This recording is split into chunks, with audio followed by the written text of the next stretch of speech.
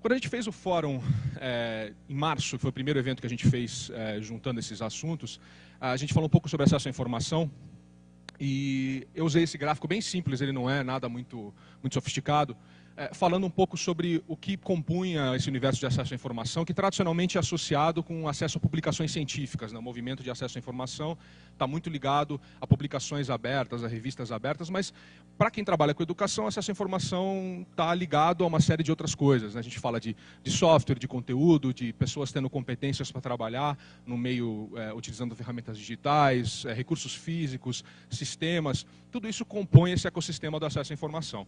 Agora, isso não é novidade, né? Para quem mexe com assunto de exclusão digital, que está rolando há pelo menos 20, mas com uma certa força nos últimos 25 anos, já a gente fala sobre exclusão digital, que depois virou inclusão digital, que agora virou inclusão social, dada a importância desse sistema. Nada disso é muito novidade. A gente sabe que a gente tem que tratar desses assuntos e ontem tivemos ótimos exemplos, né, falando de questões etnorraciais, de questões indigenistas, enfim, a gente percebeu N exemplos de como esses elementos, esse sistema se compõem para complicar o nosso acesso à informação, né? Não basta, como a gente já falou muito ontem, ter acesso a conteúdo. Na relação entre educação e recursos digitais, a gente tem que começar a pensar, de certa maneira, nessa dicotomia de educação à distância e presencial, que é muito comum ainda na fala das pessoas. A gente tem que começar a pular um pouco fora desse assunto, dessa distinção muito clara entre educação à distância e presencial, que ainda é um problema, principalmente no âmbito da universidade, a gente falar dessa diferença da aceitação da educação à distância e como isso funciona, porque claramente a gente está mudando de cenário com relação a como as pessoas aprendem nos ambientes onde elas aprendem, né? Eu coloquei 6 exemplos simples aqui de como essas coisas podem acontecer. A gente pode ter, claramente, o indivíduo, por exemplo, usando material disponível online ou impresso, que seja, como referência. Esse mesmo indivíduo pode ter acesso a um curso completo online e fazer uso dele de alguma maneira. Você pode ter um cenário, uma configuração de ensino à distância, com um facilitador, que tem uma série de recursos que são parte de um remix. Quer dizer, todos esses são cenários plausíveis para muita gente hoje em dia, com relação com a relação que essa pessoa tem com recursos didáticos e com meios de aprender, né? Então, na educação à distância, quando a gente fala hoje, a gente tem que parar um pouco de fazer essa dicotomia entre o presencial e a distância, como se essas coisas não fossem extremamente complementares. Outra coisa que não vem de hoje, né? A educação à distância existe há muito tempo, e esses cenários de uso, esses cenários das atividades de aprendizado, elas estão ficando mais comuns, mas elas já existem há muito tempo também. Uma pessoa pode passar por um currículo numa universidade hoje e passar por todos esses cenários, né?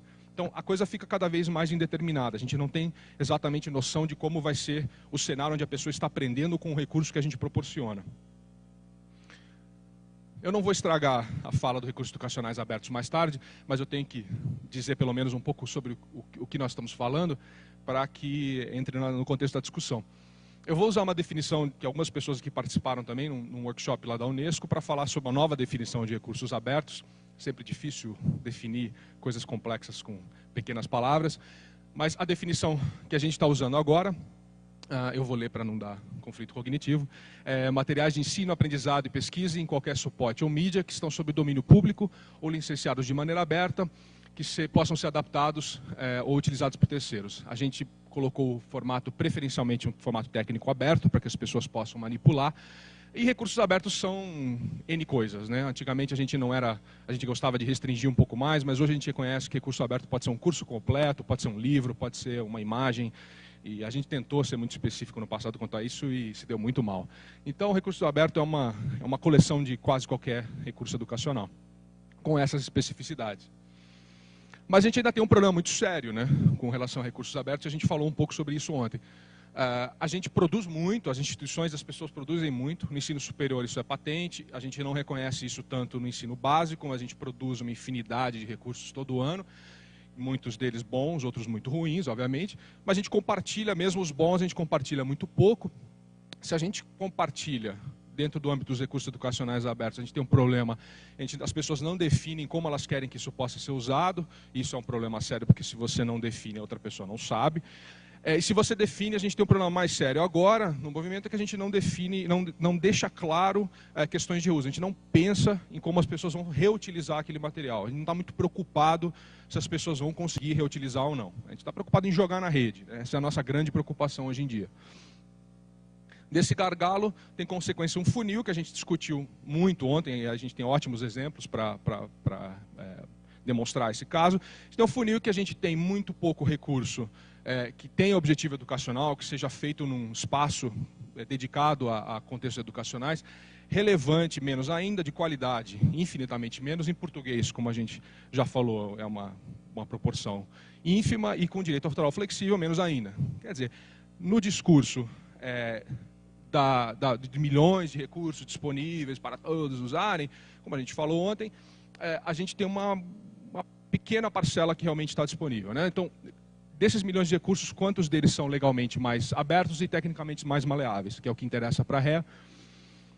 Porque potencialmente isso abre um mundo muito diferente, né? Um espaço muito diferente de interação, onde a gente tem N designers em potencial, N pessoas que podem ter acesso a transformar aquele recurso e fazer dele outra coisa, né? Uma interação, e N remixes e plateias e alunos e configurações de ensino diferentes, né? A partir do momento que você tem esse espaço onde as pessoas podem interagir com o recurso, você cria essa fauna meio complexa de pessoas que podem virar designers e designers que viram público, e você não sabe quem essas pessoas são. E fazer design para isso é extremamente complicado. Mas a gente sabe que nesse universo bonito a gente ainda tem problemas muito sérios, eles são históricos, e se você pegar, é legal pegar artigos dos anos 80 e dos anos 90 sobre exclusão digital e pegar as previsões otimistas, é muito divertido, porque eles se deram muito mal, a gente não resolveu nem de perto o problema e não vai resolver nunca, porque historicamente o desenvolvimento tecnológico garante que a gente não resolve nada. A gente tem, ainda mesmo na Europa, um problema de acesso muito grande. A gente sabe que um terço do planeta não sabe nem o que nós estamos falando. Isso não faz o menor sentido para um terço do planeta que nunca teve acesso à internet. E desses outros, desse contingente, um terço desse grupo, os 33%, também faz uso da internet de uma maneira muito diferente do que a gente está acostumado a conversar aqui. Eles não teriam condição de entender as atividades que a gente propõe. Então, na verdade, nós estamos falando realmente para um público muito restrito, que é o que a gente discutiu ontem. Para quem não estava aqui, eu resolvi trazer o exemplo que a professora Cláudia usou. Nós temos nessa estimativa de 6 a 9 mil línguas faladas. Se a gente contar, e é difícil contar a presença de línguas na internet, não é uma atividade fácil, mas nossos melhores e melhoras pessoas resolveram esse dilema para a gente e contaram que nós temos mais ou menos para cada 100 páginas em inglês, 3 em português. Isso é muito pouco e não precisa ser muito diligente para encontrar esse problema na internet, né? Se você não tivesse acesso a inglês como língua, como muitos de nós temos aqui, nosso surf na internet seria bem diferente. A gente teria acesso a muito menos informação, e essa é simplesmente uma barreira, né? Então, nessa ideia de que as pessoas têm acesso. Eu fiquei muito surpreso quando vi a OCDE falar questões de neocolonialismo, mas a OCDE falou que nós estamos entrando num problema muito sério com relação a recursos em inglês criados em cultura ocidental, isso me chocou muito, que limita a relevância para países menos desenvolvidos a papel de consumidor. E isso está acontecendo, é patente, no ensino superior é muito patente, a gente está consumindo o melhor exemplo possível, é do MIT OpenCourseware, que é uma iniciativa genial, mas nós viramos consumidores do MIT OpenCourseware.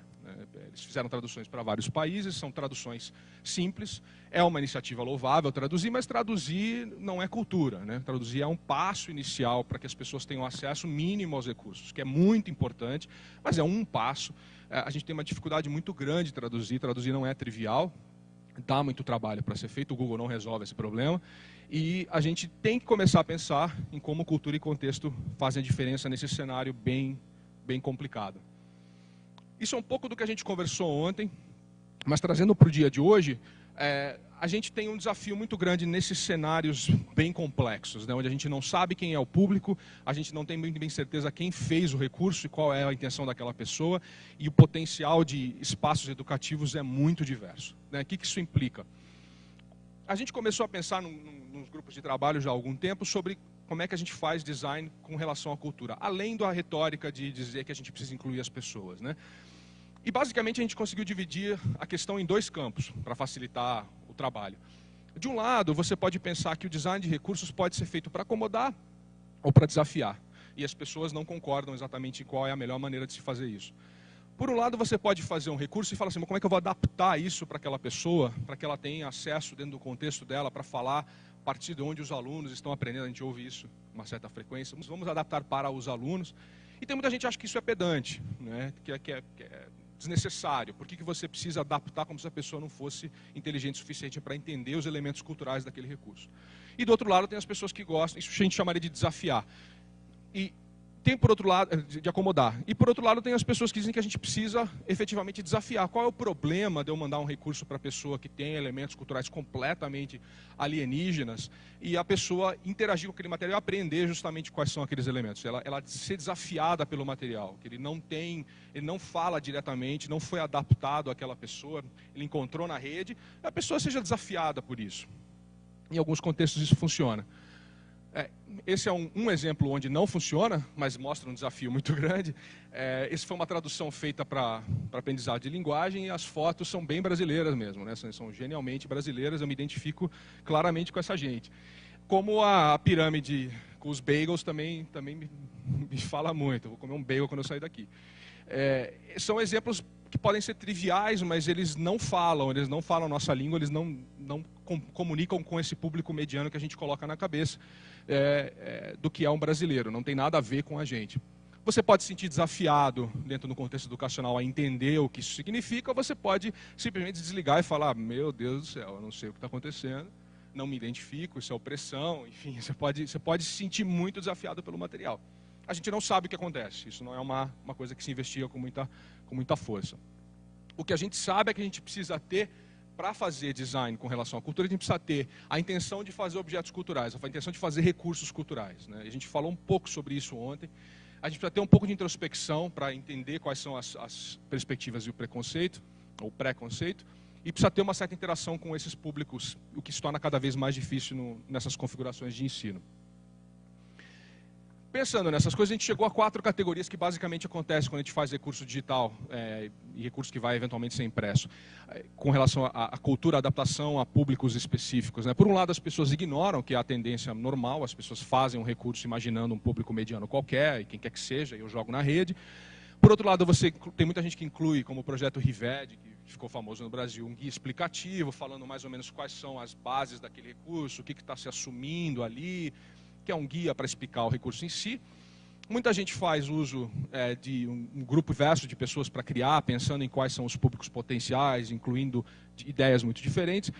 E o último, que é o que a gente está incorporando no movimento REC, é a ideia de você criar para modificar.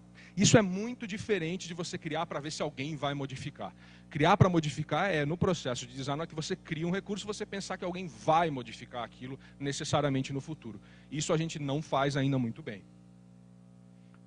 Nesses cenários de interação cada vez mais são indeterminados, os contextos são cada vez mais diversos, a gente não tem muita habilidade ainda de criar recursos que são feitos para serem modificados. A gente joga na rede sem saber exatamente quem vai utilizar no futuro. Para não parecer que eu estou falando completamente fora da teoria também, e para emprestar o pessoal do norte, né? Então vamos fazer o que a gente disse que a gente não deve fazer e vamos fazer uma ponte teórica.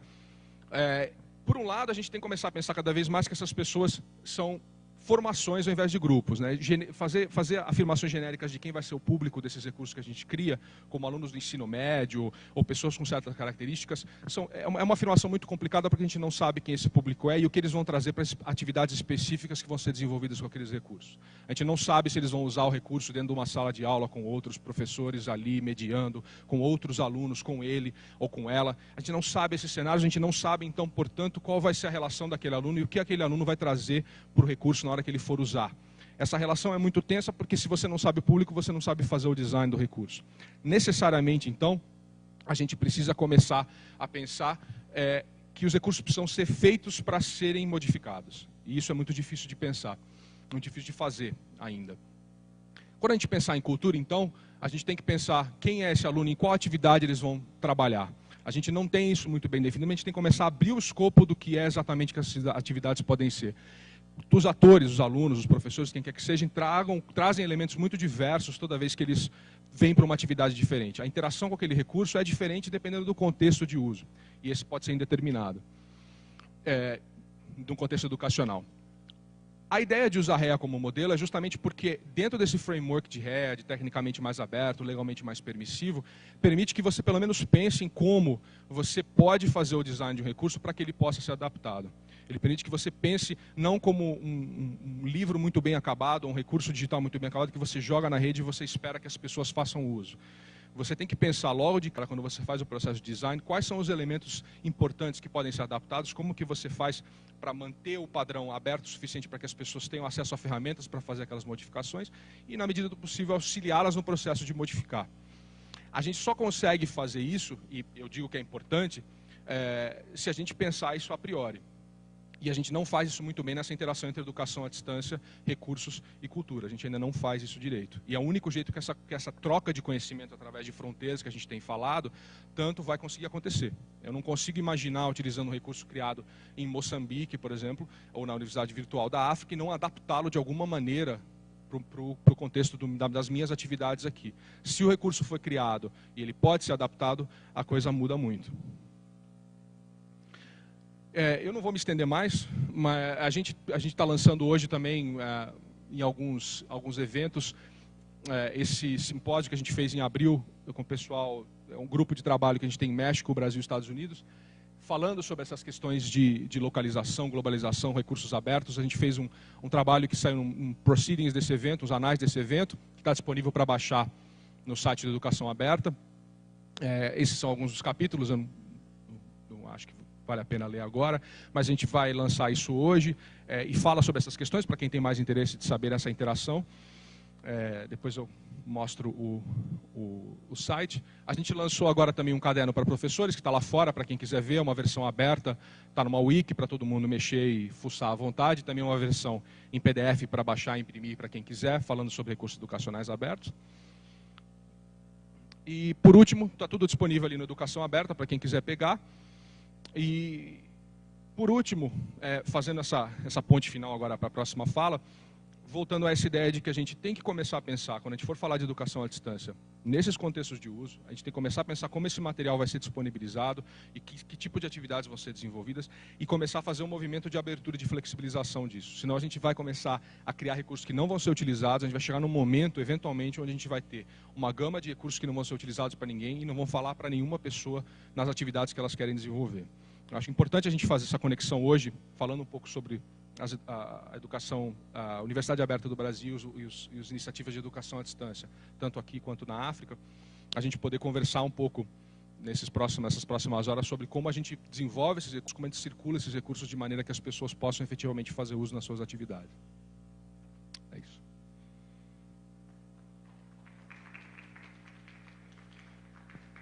Muito bem.